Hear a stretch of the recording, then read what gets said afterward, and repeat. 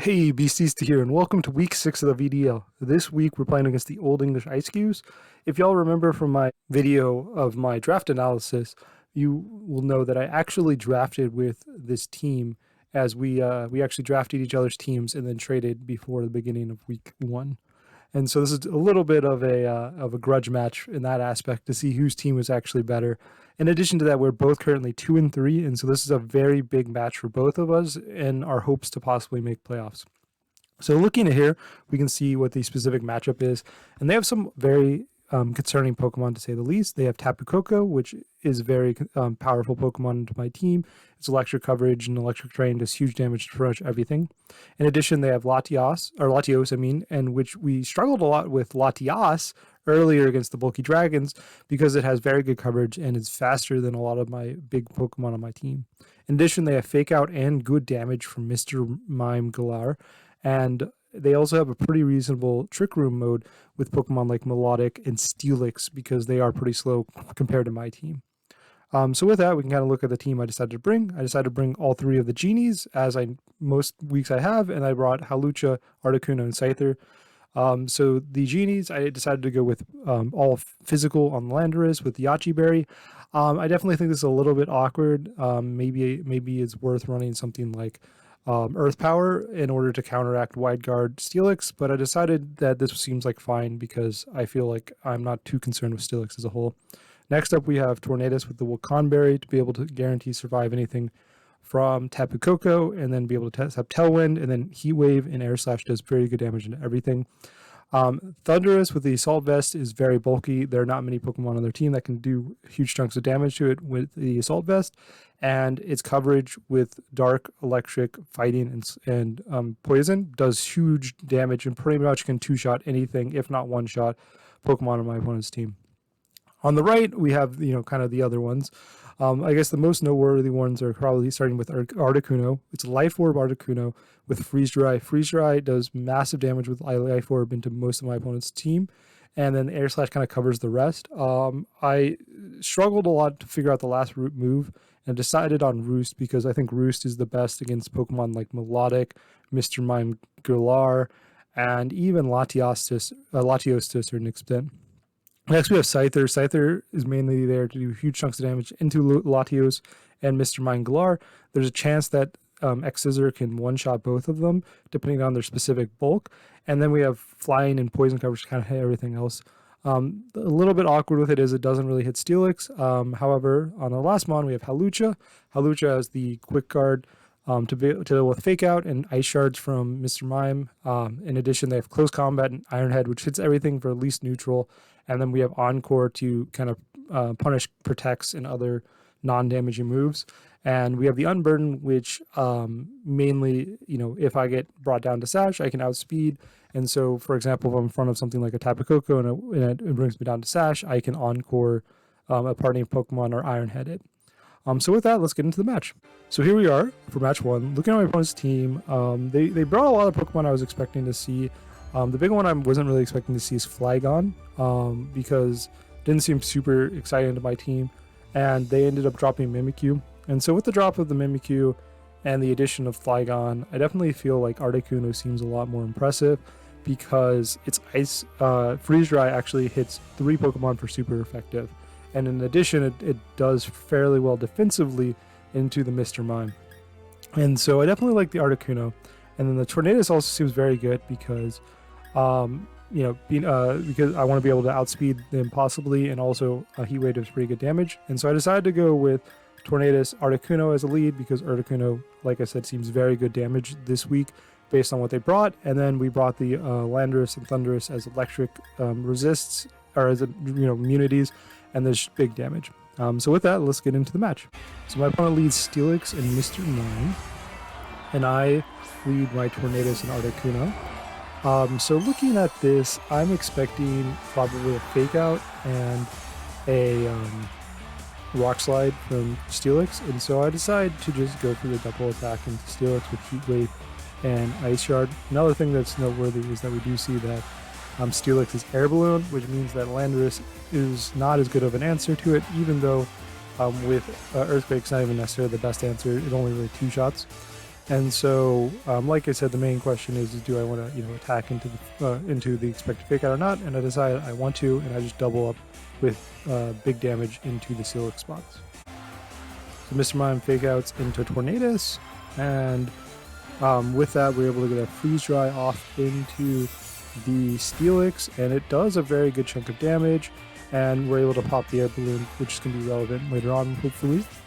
And they are able to get up Stealth Rocks, which is definitely something I was not expecting, but is very good into my team since it does, at worst, quarter damage when switching in.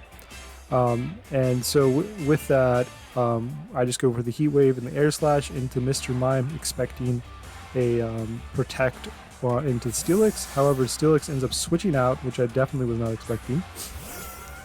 And so, however, we are able to get a Heat Wave off into the Mr. Mime, doing very good damage.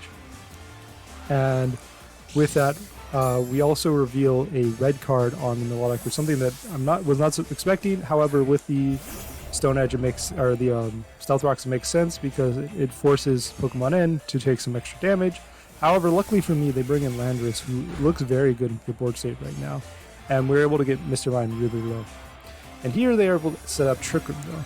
And so Trick Room, I honestly don't think is that big of a deal because I actually don't have that big of speed investment, and right now neither of these mons can kill my Landorus, so they need to double up my Landorus in order to kill it. And I don't think the double up could either both of these Pokemon doubling up into Articuno, I think does not kill Articuno.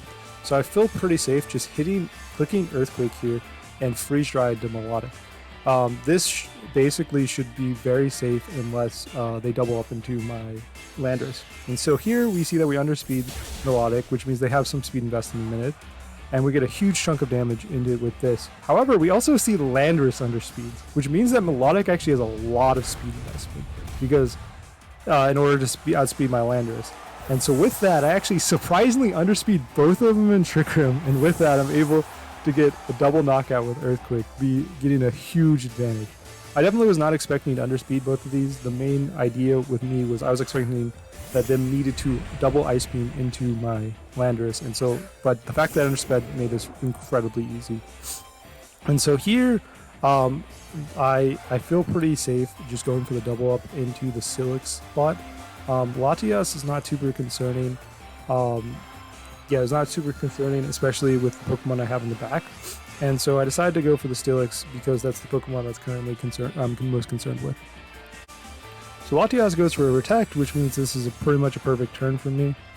And they go for a Gyro Ball into the Articuno, doing a very good chunk of damage, but not quite enough. And with that, I can be able to get a Freeze Dry off, which gets it just low enough in which Earthquake is pretty much a guaranteed KO. And now this game is completely over, and I definitely am in the commanding position. So one thing that we learned, which is incredibly noteworthy for Game 2, is that my team is notably slower than their team. They seem to have a lot of investment in the Melodic and the Mr. Mime, and so their Trick Room mode is probably not going to be a huge component. And so with that, I definitely kind of think of what's going to happen in Game 2. But here we have a pretty easy Freeze Dry U-turn, guaranteed kill on Latias. And so here, it's going to be a nice important damage calc, and we see that Freeze Dry does a very big chunk of damage, showing that it has very little bulk on the Latios. And with that, we are definitely going to be able to kill with the U-turn. And so with this, we get a very commanding 4-0 win in Game 1. And definitely not feeling so great about Game 2 though, because the main reason I was able to get such a commanding win is because they set up Trick Room and ended up being completely detrimental to them. But with that, let's get into Game 2. So here we are for Game 2. So like I said, I definitely think they're going to have a lot of adjustments, mainly that they're not going to be very focused on setting up Trick Room. And so I'm kind of just thinking of what are some leads that they might do instead. And I'm thinking maybe Latios, Tapu Koko, Mr. Mime, Tapu Koko, something like that. A little bit more offensive, a little bit more fast of a lead, because being able to punish my slow Pokemon. And so I decided I wanted to lead Landorus because it just does a bigger damage overall. And then with that, I like we saw, Articuno looked really impressive last match, and so I decided to bring it out. And then Thundurus seems just pretty good in the back. They do have, it seems like mostly special attackers other than maybe Flygon and Steelix does not seem like it's going to do much damage to the Thundurus. And so with that, let's get into the match. So my opponent leads Mr. Mine Steelix again, and I lead my new lead of Tornadus and Landorus. And so right now, offensively, I am very threatening to them. Especially if I can get like a Earthquake and Heat Wave, I can do massive chunks of damage. And so the main question is, do I want to play around Wide Guard? And here I decide to just not play around it and just go for the max damage. I definitely could see an argument to U-turn with Landorus instead of Earthquaking to play a little bit around it, but I don't really care that much about the Mr. Mine because Articuno kind of just deals with it in the back, and so I kind of just want to deal with the Steelix the best I can. And Steelix goes for Wide Guard, which is the worst case scenario, so I just completely went straight forward into that Wide Guard and got immediately punished for it. Definitely a little bit bad, and feels like maybe if I would have U-turned instead, I would have been in a lot better position. But with this, with the my Heat Wave getting blocked and my Earthquake being blocked, they get pretty much a free Ice Beam off to Landorus. Getting rid of my Yachi barrier and pretty much bringing me in damage in which I pretty much died at almost any attack. But here I decided to just go with Heat Wave because I'm expecting an Ice Beam into the Landorus spot, and switching in Articuno seems pretty safe. And if they Wide Guard, then basically I just get an Articuno with a very minor amount of damage, and if they don't Wide Guard, I get a Heat Wave, which does very good damage to both these Pokemon since they are weak to fire. So we switch out the Landorus into the Articuno, and the Ice Beam of Mr. Mime does in fact go into the Articuno like we expected, and it does okay damage, but not that big of a deal. And the Heat Wave does a little bit under 50% to both of them and pops the Air Balloon, which is pretty impressive amount of damage. And the Steelix is able to get up Stealth Rocks, which is not that big of a deal since Articuno is now in play. And so here, the main question is do I want to play Wide Guard or not? And I decided I don't really care, and so I'm just going to Heat Wave and go for the Air Slash into the Mr. Mine, expecting that that double up is probably going to kill the Mr. Mine. So Mr. Mine goes for the Thunderbolt into the Articuno, which does okay damage, but definitely not that concerning amount of damage. And the Heat Wave double connects, getting a pretty big chunk of damage to both of them, and getting a burn, which is huge, getting me in a very nice position now, because not only Steelix on a clock, it's also going to do significantly less damage. And with the burn, we are also in a situation where this Gyro Ball here is able to not kill the Articuno, giving me amazing position. So this was a huge burn there. I definitely think that was a that was incredibly lucky for me. Definitely put me in a lot better position, because if I instead had something else out, I would not feel as confident. So here they bring out Tapu Koko, and so I think the easy play is for me just to Tailwind and Roost, because Roost makes me lose my flying type, and so electric coverage on Tapu Koko won't kill. In addition, this heals up in case Steelix wants to do some sort of more like protect move, and this also makes my Articuno a little bulkier. And so we get the Tailwind, and we're able to Roost, and this also reveals that Tapu Koko is likely not Choice Scarf. And so we get back up to a little bit over 50%, which is huge, and they just go for a Dazzling Gleam, and the Dazzling Gleam does okay damage, but not that big of a deal. And they Dragon Tail into the Tornadus, which honestly I think is definitely a blessing, because now I get the Tailwind up and a free switch into a more offensive threat. So here we can see that Steelix has a little bit less, damage. I think it should die to one more burn tick. And so I decide to just protect the Landorus to play around Wide Guard and go for the Roost in order to just heal up a little bit. And as I expected, they do go for the Wide Guard in order to play around my Earthquake, and the Protect is able to let my Landorus survive one more turn so that I can attack when Wide Guard is not present. And we are able to get another Roost, making my Articuno even have more HP. And so here we see that the Dazzling Gleam does pretty little damage, and the burn does in fact kill the Steelix. And so definitely feeling very good about my position now. And so they bring out Latios. And so here I decide to just go for an Earthquake and a Freeze Dry into the Latios. As we see, Latios isn't going to die for the Freeze Dry, and the Earthquake is likely not going to kill the Tapu Koko. but this is going to do very massive amount of damage, and then hopefully let the Pokemon on my back be able to kill them off with the amount of damage they have left. So they go for the Protect on the Latios, which definitely is a little awkward because if I would have doubled up into the Tapu Koko, I would have been pretty much, I think, a guaranteed win position. However, we do end up revealing that there's Shuka Berry on the Tapu Koko, and the Earthquake ends up doing a little bit under 50%, and our Freeze Dry ends up going into the Latios spot. And then the Dazzling Gleam here ends up killing the Landorus, which definitely is a little bit awkward.